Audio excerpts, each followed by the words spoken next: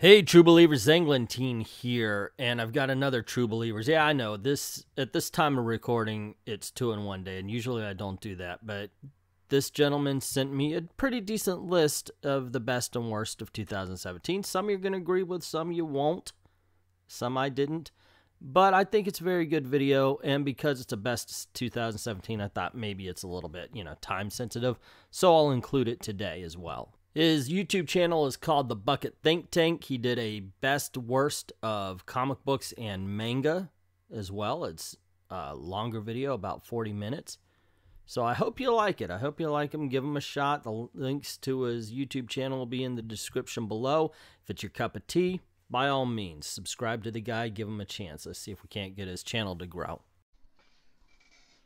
So with 2017 coming to an end, I figured now would be the best time to talk about the best and worst comic stories and manga I've read this year, and sort of a great way to just kick off the new year by talking about all the good and bad that came before it.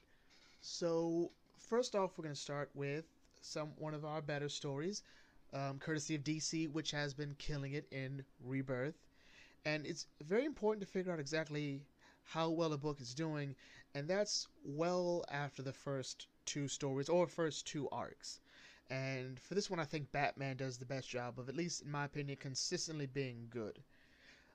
The I Am Gotham story, I Am Suicide, I Am Bane, were all really good stories, and they all really played off this really great theme of Batman's of a sort of vulnerability that Batman has about himself and his future, which is sort of the direction Tom King goes with Batman, as opposed to Scott Snyder's more epic, almost Justice League Unlimited style of Batman, where that Batman was very on top of his game and nearly unstoppable. Like, he even hit Darkseid and dodged Darkseid. His Batman is more akin to the one that when people think, oh, well, he can beat Superman, that's the one we would think of, Snyder's Batman. But with Tom King's Batman, I think the story that best sums him up is the events after I Am Bane, where he proposes to Catwoman, and he tells Catwoman the story of the War of Jokes and Riddles, which to me was a bit of a difficult story to get into at first, just because it was told sort of differently. It's not being told from start to finish so much as it's being told this is happening, and in the background we have Batman trying to just sort of keep up with this gang war between Joker and Riddler's forces. It's really intense, and the premise of this is that Riddler can't solve the riddle of Batman, and Joker can't laugh, primarily because he can't kill Batman. So it becomes this huge contest to see which of them will kill Batman first. Is it going to be Joker? Is it going to be Riddler? And Batman is sort of caught in the middle of this turf war, because it's not just Joker and Riddler fighting, it's Deadshot and Deathstroke, Solomon Grundy's in it, Clayface is in it, Mad Hatter, Kite Man, and Kite Man is super important in this story. And at the end of it, we sort of see exactly what makes a good Batman story. So, in my mind, two things really matter for a Batman story. Not in Batman's character, but in a Batman story. It's that you've done the fundamental thing of taking Batman out back and beating the snot out of him, which Tom King did in I Am Bane. And you also have to make it not exactly a happy ending, but you know the story's been solved. Mask of the Phantasm and Under the Red Hood are great examples of how to tell a really good Batman story, and Nolan's Dark Knight movie and Batman Begins, I think, do a great job of that too. Keeping in with the Batman lineup, there was Detective Comics. Now, Detective Comics has been sort of a mixed bag now, but it still has everything I liked about it in the beginning, especially with the ever-important story of Clayface. So for those of you that don't know, for Detective Comics, Batman is assembling a team to help him deal with some of the issues of Gotham City. Originally it was the group called The Colony, and then it becomes a League of Shadows, then it becomes a bunch of other smaller things. Some involve anarchy and time travel in one form or another, and we have a very interesting cast of characters, and this whole thing sort of feels like a sequel to the Batman animated series. Because we have Cassandra Cain as Orphan, not as Batgirl yet. We have Stephanie Brown as Spoiler. We have Batwoman. We have Azrael. And surprisingly, we have Clayface. And Clayface has honestly been the best reason to keep reading this story, along with Cassandra Cain. I think they've become such strong characters, especially with how they interact together. I think is important. Like Clayface is sort of allowed to be more than just this huge monstrosity. He's allowed to be a character with layers to him. After that comes Superman. Now Superman I dropped off on Superman about at the end of the Manchester Black story, but what makes the Superman story good is this very sort of wholesomeness to it, in the idea that it's not just Superman punching things, it's Superman raising his son John with his wife Lois, and we're addressing mysteries along with another book on this list, Action Comics, to sort of figure out what's been going on. Like, we actually have a retcon, or more of an adjustment to explain the Superman issue, because for those of you that don't know, if you weren't reading New 52 Superman, you didn't, or New 52 at all, you didn't know that Superman had actually died and got sick, and instead of him coming back to life, what we had instead was a new Superman came from the pre-Flashpoint Earth, so Earth before Barry Allen goes back in time and messes things up. And there's a certain innocence to John that you just sort of love him as a character. You can't wait to see him grow. It's sort of something that I think we really wanted from Connor Kent Superman, or Superboy.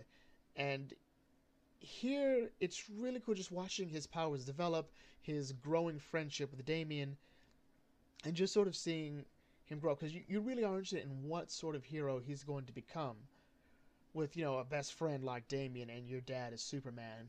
Who's influencing you more? More than likely your mother, because John does love his mother fierce. Action Comics has been really good. I wasn't reading it consistently at first, because there were just certain things that just were really stupid, because it almost felt like Lex lost Doomsday when he came back for the fight. But Action Comics is a bit more ingrained in the average goings-on of the DC Universe. Like, the character Mr. Oz, who we saw in DC Rebirth, is more prevalent of a figure here in Action Comics. We actually find out who he is in the story The Oz Effect, and then before that we found out about the issue of Mr. Mxyzptlk, and we explain exactly how there were two Supermen and the reality of the actual timeline. Remember, this is all at its core the question of what is Dr. Manhattan up to, and that came in play. That showed us a bit more in the event known as The Button, where Batman and the Flash go traveling to the Flashpoint universe to uncover the mystery of the Button that showed up in the Batcave. And The Button was actually a really great story. It's actually the only time I've been reading The Flash, just because I don't really like The Flash enough to read him, although I probably will pick him up probably next year. Another book that I really enjoyed, but have also stopped reading as much, is Wonder Woman. And Wonder Woman had an interesting start from New 52 to Rebirth. And a quick talk about the New 52, because it goes into Rebirth, is the idea that Wonder Woman was not made of clay, and that upset some people, but not so much as her being the daughter of Zeus and Queen Hippolyta, and then her becoming the god of war. And honestly, I liked these changes, because I felt like we were really sort of dirtying up, not in a good way, the Wonder Woman image. I think what's really hard for a lot of people getting into Wonder Woman is the fact that there's never really an event so much that makes her Wonder Woman. There's an event that makes Bruce Wayne Batman. There's an event that makes Clark Kent take up the mantle of Superman. With Wonder Woman, and Batgirl sort of has the same thing, they just sort of become these because they want to, and that's great, but there's this sort of personal drama with the idea that she may be something more and can become something more was good, even if it didn't really pan out so well. When Azzarello wrote New 52 Wonder Woman, I thought it was good, though Wonder Woman was kind of the weakest part of that, next to the Firstborn. Just because Azzarello wrote such a good story in itself. It was sort of like Hellboy. Like, Azzarello's Wonder Woman was like Hellboy. In other words, everything around is so interesting, and everything else just sort of falls apart to it. But going into Rebirth, we had Diana coming to terms with the fact that something wasn't right about her past. Some things didn't line up, and that was her going on an adventure to find out. And what Greg Rucka did when he told the story was he had us do 1 minute where seeing Diana figure out a way to get back to Themyscira, and the next issue would be Wonder Woman leaving Themyscira, her first adventure, and her meeting with Ares. And that's really good, but there was a bit of a problem that it got a bit conflicting sometimes, because you really want to see this story going on here, and you felt that maybe the past story could have happened later, but it panned out all right. And the problem Wonder Woman's having now is, while Rucka didn't really retcon anything, because he still didn't confirm whether or not Wonder Woman was the daughter of Zeus, but she still thinks she is, and she has a half-brother. So for all intents and purposes, we know. Well, not a half-brother, twin brother. So for all intents and purposes, Diana's still the daughter of Zeus. She may or may not be the god of war. We don't know the exact details. But what Rucka did was give us a solid introductory story, which was really good because Wonder Woman Earth 1 was kind of bad.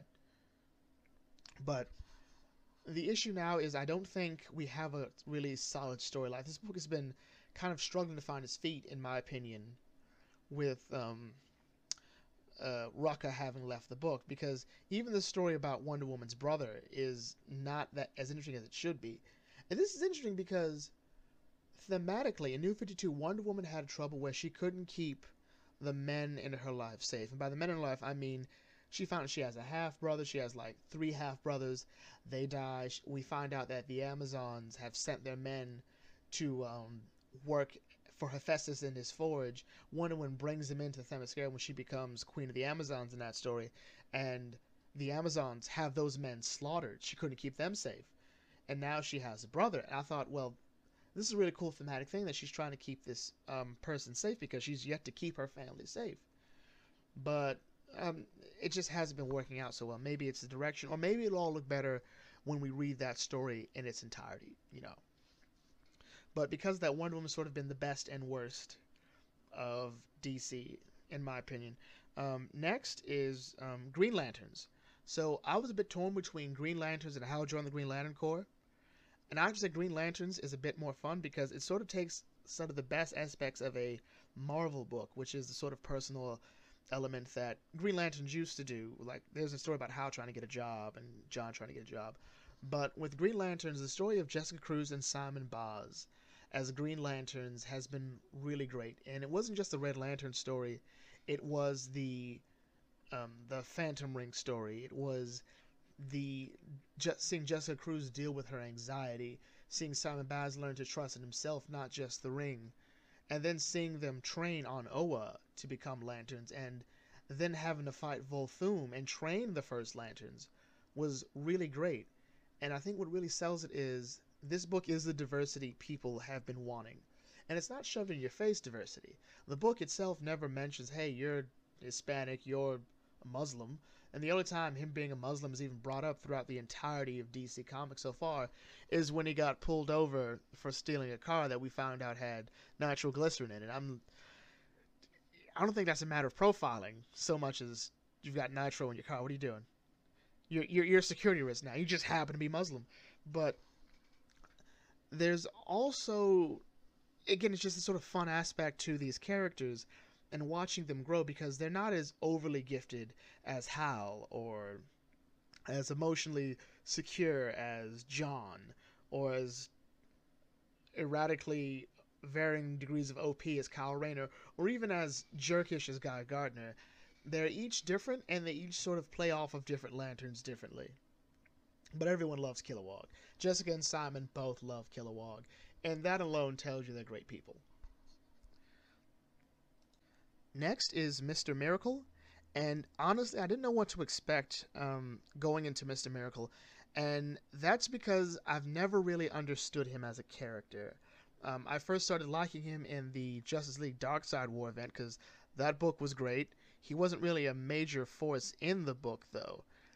But here, it's good enough just to know that Tom King is on this book, and it's important that you know a writer when you get into a good book, because it just sort of eases you into it. And here, this book is sort of uncomfortable in a lot of ways, and it's uncomfortable in a good way, which is a bit weird. It's a lot of ways it's dealing with PTSD as Scott Free is taking a break from the New Gods War against Darkseid, and we I think the best way to sum it up is just how uncomfortable and real it is. Sort of like the same way the Flintstones had moments where in their book they got really real with the idea of the, finding out that Yabba Dabba Doo was actually a phrase to help soldiers deal with their trauma. The idea that Fred and Barney participated in genocide during a war. That's good, and Mr. Miracle sort of deals with that the same way too, but it's also with the idea that that Scott Free may be trying to kill himself, that Mr. Miracle may be trying to kill himself, and there's this other stuff going on New Genesis, and I just have to know what's going on. I really wish this was a much bigger book. Like I really want a New Genesis book, just because of this. If you want something that feels a bit more mature but still has superheroes to it, but isn't mature in that it's dealing with an obvious social commentary, I think Mr. Miracle is the book you're looking for. Taking a break from DC and going off to Marvel, two of the best books I read were actually earlier this year from Marvel. Marvel is yet to show me a monthly title I want to invest all my money in, or all my money and time in, but Infamous Iron Man and Unworthy Thor were two of the best stories I've read this year. Now, Infamous Iron Man is the story of Doctor Doom becoming Iron Man, and it sounds a bit weird, especially with how I said that, but there's some real beauty to it, primarily because Doom wants to be Iron Man because being God didn't satisfy him on an emotional level. It didn't fulfill him. And just sort of the idea of Doom saying, like, you know what?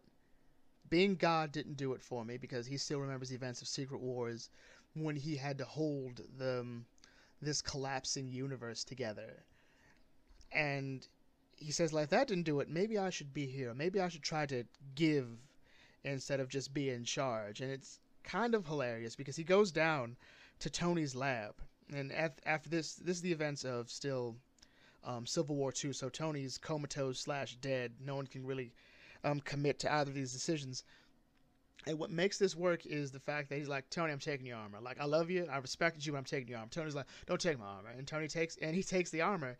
And this becomes a very interesting story because there's a really sort of subplot, and it's also a bunch of other people interacting with him, especially a woman named Amara. She's been a prominent doctor in the Marvel Universe, and seeing her interactions with Victor Von Doom has always been great. And the end of this, there's like 3 endings in that last issue, and they're all really good, and I'm not going to spoil any of them for you. Next is Unworthy Thor. So Unworthy Thor is, I think, the book a lot of Thor fans really wanted, especially since Jane Foster is now Thor. And even though Jane Foster's run is coming to an end, we all sort of wondered, what about Odinson? What about Odinson? Will he ever become worthy to wield the hammer? Why was he unworthy to wield it before?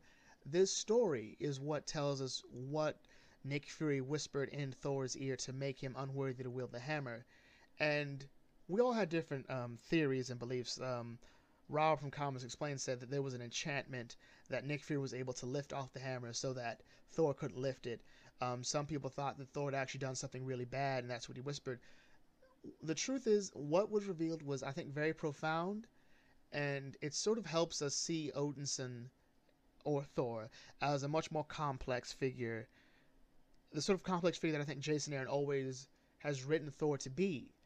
And I think that's really great. So if you want a really good Thor book, I would recommend you reading Unworthy Thor, and give Jane Foster a try if you haven't already. She does a great job as Thor. Coming up next is Star Wars and Darth Vader. So Star Wars has always been a bit of a rocky book for me, because it's never consistently interesting. And when I go to Star Wars books, and this Star Wars book takes place after the events of A New Hope and before Empire Strikes Back, so it has to work really hard to keep me interested, because I don't really care for the most part what Han and Leia are doing. Even though I think they're great characters, I'm really more interested in Luke, and he's sort of one of my favorite characters in this franchise. But seeing him grow as a Jedi, because remember, he can't grow too far in this story, because by Empire he still isn't able to lift rocks yet. As Ben Kenobi says in Empire Strikes Back, you can feel the Force, but you can't control it. It doesn't obey your commands consistently. And that's what's happening here. We're seeing Luke try to tap into that power consistently. He can only really do it and push comes to shove emotional moments. But this book has done a good job of keeping my attention, but not really maintaining it. I honestly would say this is possibly one of the lesser books. Like, it's almost one of the worst books I've read. Next is Darth Vader. I don't feel Darth Vader needed another book. This is his second book. He had one that came out at the same time as Star Wars and was still and ended just recently. This new one takes place after the events of Revenge of the Sith, and A New Hope hasn't even started yet. This is very much a different take on the novel Dark Lord: The Rise of Darth Vader. And here we see Vader getting his lightsaber crystal, which he has to get from another Jedi and bleed it by fueling it with his rage and hatred. He has to corrupt the crystal to an extent. A lot of people didn't like this. I feel that there was no reason for it. Synthetic crystals, I think, were better for Sith. And we get the idea of him training the Inquisitors. Like, we actually meet the Inquisitors we'll see in Rebels. And we meet Jedi who've taken the Barash vow. And we even see Jocasta Nu. This book isn't bad, but I just find myself not really interested in these sort of retcons, which has been, I think, a problem a lot of people in the Star Wars community have been having. It's not just a matter of butthurt, just sort of unnecessary changes designed to make money. But this book has still been good. Like, what I read is good. I just can't bring myself to care enough to keep reading it. Like, I enjoyed CAIN and the Last Padawan. I enjoyed Obi-Wan and Anakin. Those were two really good books. And Charles Soule, who's writing Darth Vader, also wrote Obi-Wan and Anakin. So this book is really worth looking at, I think. Now, on the list of my worst books... Actually, no, we have one more. We actually have two more books. Captain America Steve Rogers, which was the best thing about Secret Empire, because it really gets in your face with the idea of what makes someone join Hydra, and is someone who joins Hydra inherently a bad person, with the idea of Steve Rogers being someone who's had his reality reworked that he was always in Hydra, giving him false memories of seeing everything good about Hydra from his perspective, which is not racism or intolerance. That's not what Hydra believes. Hydra does not support the ideas of, killing people because they're different. They believe in control. There's no point in killing people who you can bring under your control. So we see in this one that Hydra wasn't even sure they wanted to join Germany in World War II. In their mind, it was just Hitler's a bit crazy. He's a madman. But they were going to join Hitler, and they would just sort of replace Hitler's generals with their own and just sort of take over. And here we sort of see Red Skull making sense. We see Steve Rogers adopting an ideology that isn't really that different from his own, but it's the methods that they espouse by, which we'll see in Secret Empire. Finally, the last great book I read, and still am reading, is Dark Knight's Metal, because, oh my god, Dark Knight's Metal is so good. Like, the idea of a dark multiverse trying to find its way into our positive multiverse, and spearheading it are a bunch of evil Batman, not even evil Batman technically, but Batman who have failed, / Batwomen, because Bryce Wayne. It's a really interesting concept and really interesting story here, and Scott Snyder's loving it because he's also bringing back things that we haven't seen in a while. We're seeing Mr. Terrific, he's back in, and he's going to be in the Dark Matter series. We see Plastic Man coming back in. We see Dr. Fate fully back in the DC universe. We see the Cosmic Tuning Fork. We see Hawkman, Hawkgirl, Vandal Savage. A lot of these things we wonder, like, where are these characters? They're coming back. And it's really, really fun. So we're going to end this best list by going into our worst list, which is actually kind of how you do it. I don't really go out of my way to find books I'm not going to like. It's just sort of who I am. But negative criticism is fun to talk about. I just don't usually like to write it as much. It feels a bit lazy. But here... one of the worst books I read this year had to have been Justice League. I think Justice League has been a huge disappointment. It's been a book of good ideas. It's very hard to come up with a bad idea for comic books. It's usually the execution of these books that don't work. Like the idea of the children from the future coming to warn the present day Justice League, seeing Wonder Woman's son have a falling out with her, like he just doesn't like her. These are all interesting ideas, but they just always feel so flat and dull. And I think that book should never be boring. All right, Trinity is more interesting, and I stopped reading Trinity just because it just couldn't keep my interest to an extent. Like I keep waiting for like the big moments. I think Trinity should only come out like once every couple of months, as opposed to twice a month. Like it should come out like after every Batman, Superman, and Wonder Woman arc. They should come together and they should just sort of like rehash that. That would be the better way to do it. But with the Justice League, I don't know. Like in Green Lanterns, just to see Simon and Jessica on the Justice League, seeing them interact with everyone, is much better than actual Justice League. So they need to fix this. I'm hoping Jonathan Hickman is writing Justice League, but from what I've heard, it's not going to be him, and it's too late for it to be Bendis, honestly. Another book that came out that I didn't quite enjoy was Secret Empire. And I think Secret Empire had the problem of having too much hype built into it, because it all really just sort of rides on the idea of you enjoying Captain America Steve Rogers, you enjoy the Hydra thing. And the Hydra thing was really good, but just to sort of see Steve finally get it, it just feels a bit dull, really. And you keep hearing that this book was supposed to be shorter, was supposed to be longer, and it's one of those moments where you think, if you guys just sort of stopped interfering with people's books to this extent, we might be getting better stories. And there's a lot to like about Secret Empire, but overall, I just found this to have not been worth it. Like, I feel that if I had never read Secret Empire, I probably would have enjoyed it more. Just the idea of, like, hearing about it, I'm like, oh, that's so cool, and then it's like, Like, the idea that Hank Pym plays a role in this, in this sort of race for Cosmic Cube shards, that Black Panther's calling Hydra Supreme Steve out, and that it comes down to Hydra Steve dressed like Iron Man, but with a different color scheme, fighting a Cosmic Cube creation of Steve Rogers. And they're sort of fighting for the Hammer of Thor, and they should have also been fighting for the Cosmic Cube. And just to see that, hey, it worked. Turns out you can always punch a Nazi, even though Captain America had a comic where it's not okay to punch a Nazi. So I just don't know where I don't know. Like the final like issue at the end of Secret Empire, that issue was really good. It was sort of like Captain America Civil War, not Civil War II: The Oath. That book was really good. The idea of this sort of conversation coming in the good guy's face, I think, is something that needs to happen a lot in comic books, that heroes should be forced to hear the rational arguments from people who they are diametrically opposed to. And we're going to call him Good Steve. Good Steve came out good here because he feels like the actual Steve, because that's who he's been created as. And he says, like, I want to thank you because people are afraid of me. They're going to start to question my authority. They're going to question everything, and that's what they should be doing. They shouldn't just accept any authority solely on the grounds of, like, well, it's this guy or that guy, which is actually really interesting, because the main reason this all happened was because no one questioned whether or not Steve Rogers should have as much power as did under the SHIELD Act. And that was really great. And the idea that, Hydra Steve threw in the fact that the only reason I'm in here is because I politically disagree with you. I mean, Scarlet Witch, Quicksilver, all the people they killed, you've had them on the Avengers.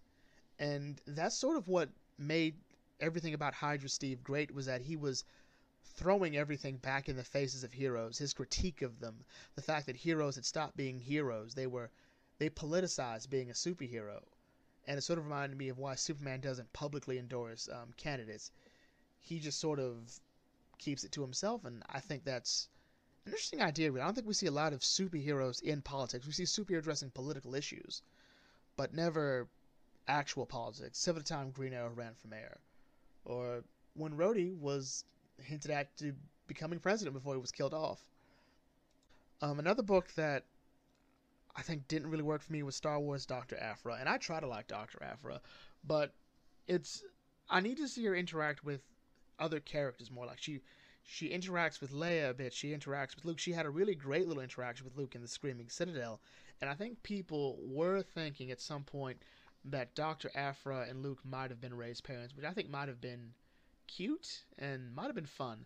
I think we're all just sort of finding we want to see the direction Star Wars goes. That feels a bit more like the EU we knew, but I don't think that's ever going to happen. I just sort of think that I want to give them points for creating a new character with Dr. Aphra, but I don't think I've yet to find the issue that says I need to keep reading this. So I'm just going to sort of put it as one of the worst books because it's in a point in the Star Wars franchise where you don't really have to care what's going on. And finally, the worst book of 2017 for me was Hal Jordan and the Green Lantern Corps. And this is a bit controversial because I like Hal Jordan, I like John Stewart, I love the Green Lantern Corps. But this book has never been consistent with keeping my interest because I didn't like how they handled Sinestro in the first story, especially after Cullen Bunn's run on Sinestro, which was stellar, it was amazing, it was beautiful. And here he's just sort of like a downgrade. Like, who is this guy? This is not the Sinestro who became the guardian of the universe when the Lantern Corps when the Green Lanterns had just disappeared. Here we just sort of, yeah, evil, I'm Sinestro and I'm evil because my name's Sinestro. Like, the best things about this book have always sort of been what John Stewart is doing, what we're doing in regards to the Corps. The idea of the Green Lantern Corps and the Sinestro Corps working together in Sinestro's absence, I felt was a really cool idea. And even more because Soronic was not only Sinestro's daughter, but she was also trying to lead the Corps, and she was a Green Lantern who was tasked with leading the Sinestro Corps with the best interests of the Sinestro Corps in mind. So she's going to use the Sinestro Corps to protect the universe, and then she finds out that Kyle Rayner kept his huge secret from her, and it felt like drama for the sake of drama. I felt that what should have really ended this would be a coup in the Sinestro Corps, which deposes Soronic, and that I think would have been a lot better than this time travel madness, because it feels like they've undone something that Kyle Rayner was trying to undo by not getting with Soronic, so that way their son doesn't go crazy and try to kill off the Green Lanterns by traveling to the past.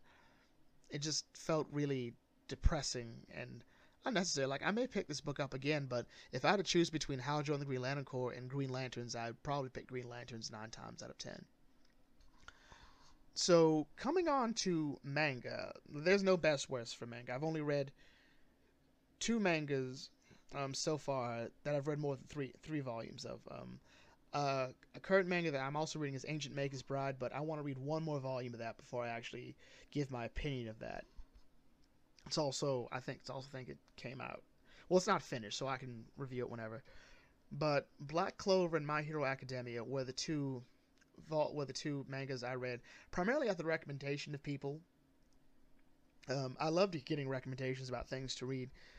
I love a magic-based universe, so when I was kind of burnt out on Fairy Tail, because Fairy Tail just let the world down, I'll say it and I'll say it again, Black Clover was supposed to be apparently a better version of Fairy Tail, and I read it. It's not a better version of Fairy Tail.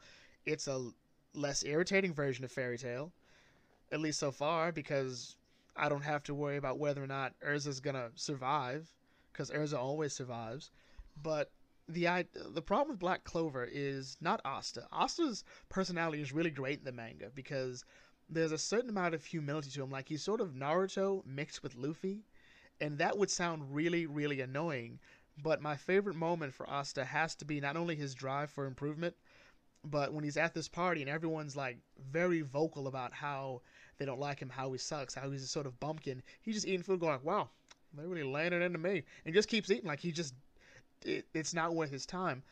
But my big issue with Black Clover has to be the pacing, which is really fast. Like, I don't know when manga was supposed to be this fast paced. Like, I feel that I'm only about 5 volumes in, and I feel we've already ended the Chunin exams in Naruto.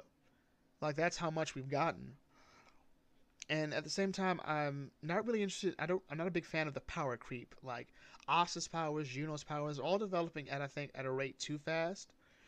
Because Black Clover sort of operates on the same principle of Zatch Bell, where you have this book that has these spells in it, and it seems that there's no real limit to when you get these. Because we see Yuno, another character, who's just he's studying his grimoire, where Asta just starts training with his anti-magic sword, and I really hate when people as young as Asta and Yuno, which has been like maybe 15 at the oldest, are able to fight off people who've been doing this for years. Like Naruto got away with it because in the beginning there was this huge implementation of strategy and clever tactics to defeat opponents, and then by Shippuden that kind of went out the window for the most part, but there was still an aspect of strategy to it. And here it just seems if Asa just needs a different sword or a bigger swing, so it's got the Bleach and Fairy Tail problem. My Hero Academia is possibly my favorite manga series of the year, and it's become so good that I'm actually reading it as it comes out in America. Like I'm actually investing the cash to have the volumes myself, and I think it's because Deku was such a rarity in shonen. He's I know that when it comes to shonen, we're all really tired of the Naruto, Goku, Luffy, Asta, and even Ichigo to an extent. Like Ichigo came off as being a very interesting character on the surface, but he just became so dull. I've never seen a protagonist so boring in an anime or manga.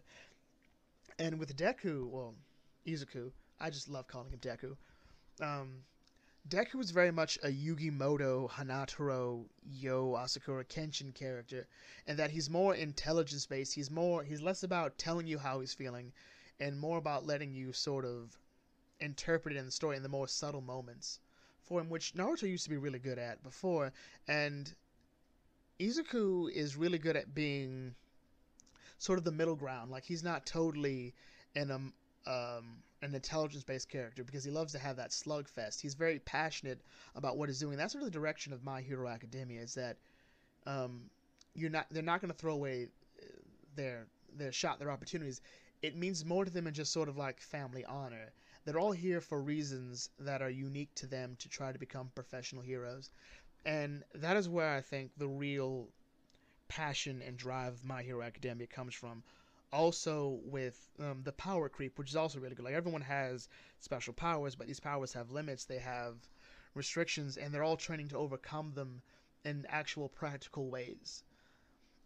And this, I think, helps you get into it. And it's more of an ideological process into the idea of superheroes, which we saw in the form of Stain, and even Endeavor is sort of questioning the idea of what is a symbol of peace. So it's become a very, very great series to read. Like I can't really recommend this manga any more than I already have. And finally, we're sort of breaking our rule, which I said was that if you only had 2 to 3 issues, it can't be on the list. But Legend of Korra has started its own graphic novel series along with Avatar: The Last Airbender, which had one a good while ago. Actually, it's still going on. It takes place I want to say a few weeks, maybe even less than a week after the events of Legend of Korra. So Korra and Asami, we see them have a little adventure in the spirit world, and they're coming back to it, and they're seeing a world that's pretty much the same, but there's a difference to them. They're now a couple. They've introduced themselves to Korra's parents, and we also see this sort of more tensions growing between the spirits and the humans. And as interesting as the spirits and the humans thing is, the real focus is for the most part on Korra and Asami. And that's fine, really, because Korra and Asami felt like it came out of left field. Now, people can say, well, the evidence is there, like she was only writing to Asami, but even then she stopped writing to Asami. I mean, you could literally just say Korra and Asami were best friends at that point, which I think made sense, and I'm totally okay with them being a couple, though hashtag Korra and Bolin for life, but we've all had ships that sink. And what I liked about this story so far is that it delved into how same-sex relationships are treated in the world of Avatar: The Last Airbender. And Korra has an argument with, well, not even an argument, she just sort of blows up at her parents because they're sort of saying, well, hey, it's cool and all, but keep it under wraps. A lot of people won't be as accepting. And Korra just sort of bites her parents' heads off, and they later talk to Kaya, who was able to figure, oh yeah, you two are a couple now, because Kaya is also gay. And what's really cool about that was Kaya says, well, Water Tribe culture is all about you keeping that emotional, romantic side in the house. All right, no one's going to disown you. We have a deep love of community and friendship, but we like that we prefer you to keep any of your romantic history and your love life to yourself. So it's more of the fact that the Water Tribe isn't really big on PDAs, public displays of affection. And then we find out that, you know, when Kai came out to her father, Aang was nothing short of supportive. He was really cool about it. I mean, the Air Nomads would be totally cool with it. Love is love, whatever. The Fire Nation sort of outlawing it during Sozin's time makes sense. It's hard to tell Sozin's personality because I don't think Sozin is inherently a bad person. He's a guy that wanted to expand Fire Nation culture and the Fire Nation to its heights. He has a very militaristic sense. So I think his decisions to outlaw homosexuality comes from the idea that there's nothing practical or to benefit from homosexuality, because you can't produce children no matter what you are, and so you can't further the Fire Nation line, you can't further the Great War Machine. Ozai would just sort of keep it going because Ozai, as a character, he's a product of his the generations that came before him. The Earth Kingdom was interesting because Avatar Kyoshi is outed by Kaya. You know, she loved men and women, but the Earth Kingdom was not that accepting. They're very hesitant to change and new ideas, and I felt that this entire volume was worth it just to find out that little bit of world building, which this series has always been good at. Like, Legend of Korra was not a really great series, and I think I should probably do a video on it at some point talking about my feelings and stances on it, especially since Volume 2 is coming out next month. But the world building has always been something this series has been good at. The only weak point about this is, oh my god, it's still Mako. I don't know how Mako succeeds at being such a dull, boring character still. But he does it. He does it. And hopefully we'll get more from him. I want Mako to succeed. I want Mako to stop being at the dead weight. But guys, putting Mako with Bolin was not the way to make him not be dead weight. Bolin steals every scene he's in. He's literally the best thing about Legend of Korra.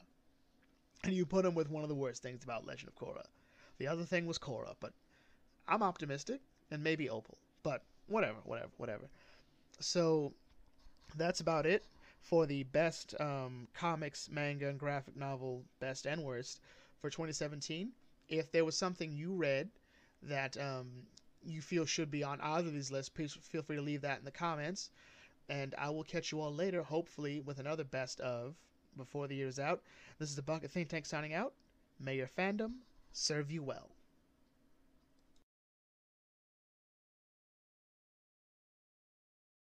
There you go, true believers. The Bucket Think Tank's best and worst of 2017. Comic books, manga, the whole shebang. What do you think? What did you agree with? What did you disagree with? I know I disagreed with a couple of them, and some of them were dead on point. So, yeah, let us know in the comments below what you think. I know what some of them are going to be. I'll let him know he's got comments to answer. Also, if you like videos like this and you are a small YouTube channel, send a video in. If it fits the channel's guidelines, by all means, I'll put it on. Maybe we could get some attention to your channel. That would be awesome. Also, if you like this one and you haven't subscribed yet, hit the subscribe button and the notification bell so you don't miss anything, because cool things happen. Also, this is the way I make my living, so by all means, please, if you don't mind helping us out, go on over to Patreon. Links in the description below. Drop $1 in the till. Helps keep making videos for you. Helps keep the lights on. I'd like to thank everybody who's already done that, and to everyone, all of the true believers, thank you very, very much for watching.